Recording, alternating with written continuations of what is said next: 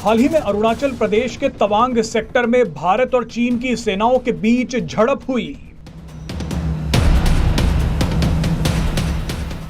इससे पहले 15 जून 2020 को लद्दाख की गलवान घाटी में दोनों देशों के सैनिक आपस में भिड़ गए थे। थोड़ा और पीछे चले तो 2017 में डोकलाम विवाद हुआ था, जहां भारत, चीन और भूटान की सीमाएं मिलती हैं। इसके अलावा चीन उत्तराखंड से लगती सीमा पर भी घुसपैठ की कोशिशें करता रहता है। लेकिन सबसे बड़ा सवाल है कि क्या चीन सीमाओं को लेकर सिर्फ भारत से लड़ रहा है? सच्चाई इससे अलग है। चीन के सभी पड़ोसी देश उससे परेशान हैं। आपको बता दें कि चीन की 14 देशों के साथ करीब 22,000 किलोमीटर लंबी सीमा लगती है। लेकिन अगर जमीन और समुद्री दोनों सीमाओं की बात करें तो इस वक्त चीन का 17 देशों के साथ क्षेत्रीय विवाद चल रहा है। लेकिन सबसे मजे की बात यह है कि चीन का जिन देशों के साथ विवाद चल रहा है, उनमें से आधे से ज्यादा तो अब भारत के दोस्त बनते जा रहे हैं। भारत अपने दुश्मन के दुश्मनों से दोस्ती बढ़ा रहा है और भारत इसमें कामयाब भी हो रहा है। सबसे पहले जमीनी विवाद की बात करते हैं, जहां चीन ने Bharat, Nepal, Bhutan, Laos, Mongolia, Myanmar और तिब्बत जैसे देशों को परेशान कर रखा है।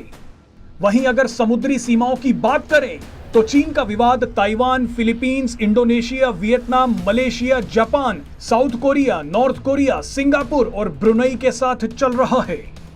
भारत ने अब इन्हीं देशों के साथ राजनीतिक, कूटनीतिक और रणनीतिक रिश्ते बनाने शुरू कर दिए हैं।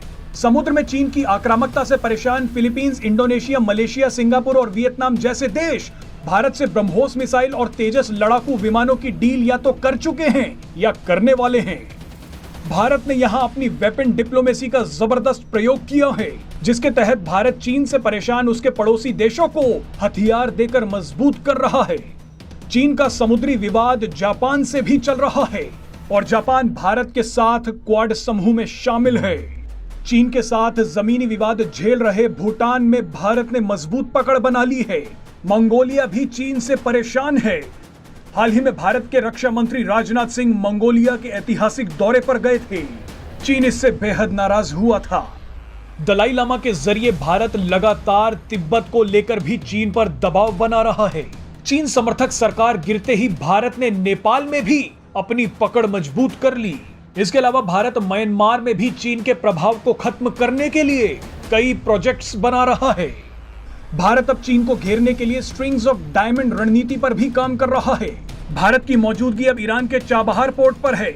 उसके बाद ओमान का दुकुम पोर्ट हो या फिर सेशल्स आइलैंड हो, इंडोनेशिया का सबांग पोर्ट हो या फिर सिंगापुर का चांगी पोर्ट, भारत अब इन सब जगहों से चीन को घेर रहा है।